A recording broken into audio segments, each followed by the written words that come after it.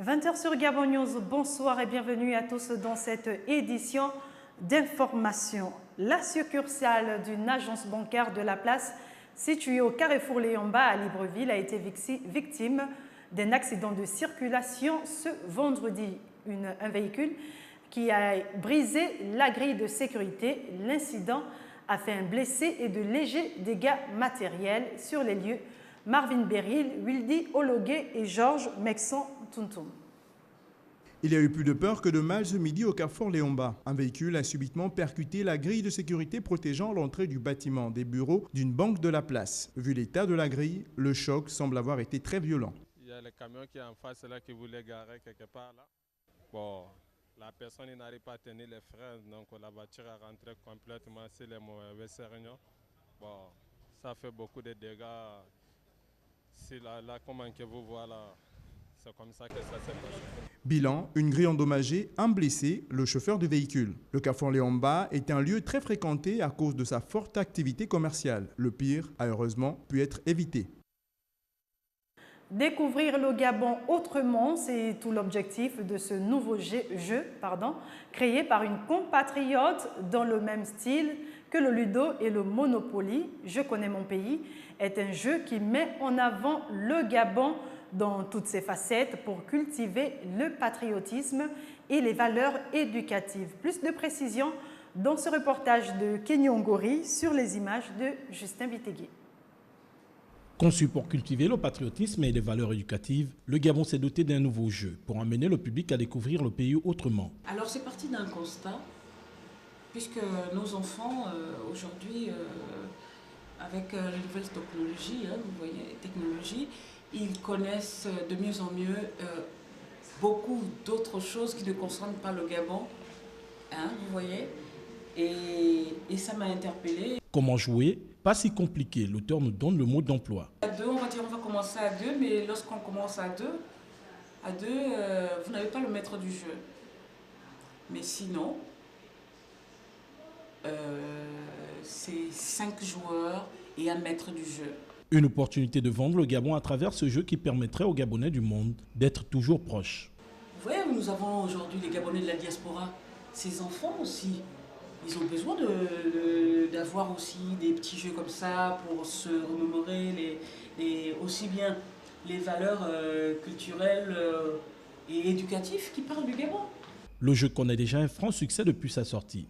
Il a été distribué gratuitement dans certaines institutions de la République.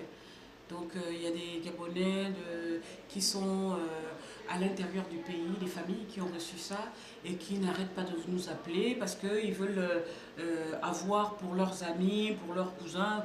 Parcourir à la manière du Ludo ou du Monopoly, la progression des joueurs est déterminée par les réponses aux questions. Le jeu propose également un format puzzle pour les plus jeunes, encore absent des grandes surfaces. Il est disponible auprès de la Fondation Raponda Walker et coûte un peu plus de 20 000 francs CFA.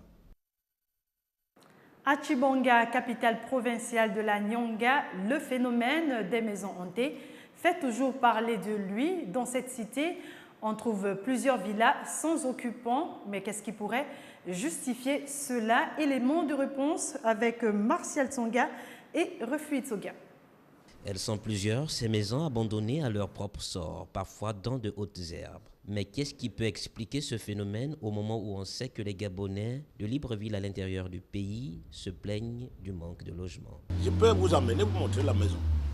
Une belle villa, mais le fonctionnaire qui était dedans a tout cassé. Maintenant, on ne peut pas loger un autre, parce qu'il a emporté les clés, les portes sont ouvertes, les fenêtres béantes. On ne peut pas. Nous sommes forts à crier contre les autres. Nous ne connaissons pas ce que nous faisons nous-mêmes. On ne se connaît pas. On ne se connaît pas. Si on se connaissait, on devait peut-être être bien. Mais là, surtout en ce moment-ci. Tu veux dire quoi? Tu veux dire que l'État est incapable? Tu veux que je dise ça? L'État n'est pas incapable, c'est nous qui ne sommes pas bien. Mais quand l'État veut servir, on dira que c'est un gouvernement dictateur. C'est un mauvais gouvernement. Même si on se reconnaît. Mais quand on agit, oh non, ça c'est mauvais. Si c'était d'autres, on ne devait pas faire ça. Maisons hantées pour certains et pour d'autres, ces habitations sont abandonnées pour cause de négligence. Je ne sais pas pour nous, mais je ne crois pas tellement au Ditengo. Non, je ne crois pas tellement. Ce qui peut expliquer l'abandon de ces maisons. Vous disiez Mais c'est ça, ce sont ces petites raisons-là. On ne peut plus habiter là-bas, il y a les Ditengu. Bon.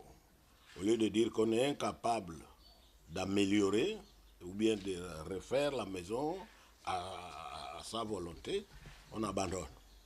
Ces habitations laissées à l'abandon pour des raisons injustifiées, comme quoi elles sont hantées, ne trouvent pas leur approbation aux yeux de Nazer Matiendi Bouassa, notable et ancien maire de la ville de Tchibanga.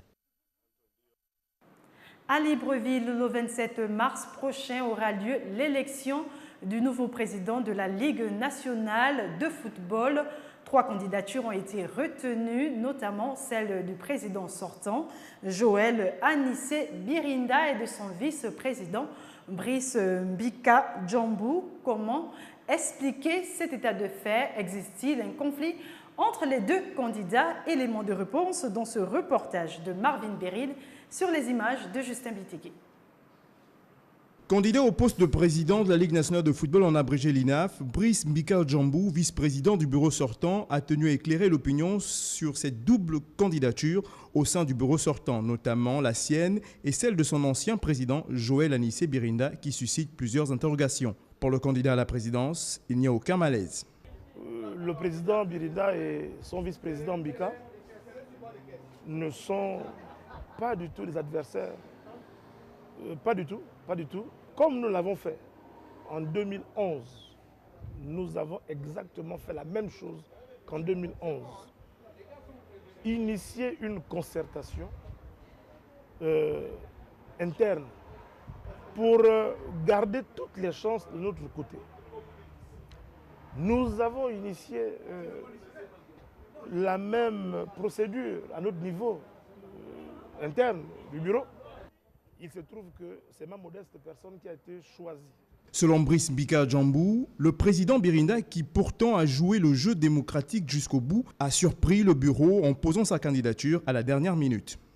Nous avons simplement été surpris de constater qu'à quelques heures du dépôt de dossier de candidature, de la clôture des dépôts de dossier de candidature, notre ancien président, qui a participé à toutes les séances de travail avec nous et qui nous avait donné son accord de façon formelle et écrite, a décidé de se présenter.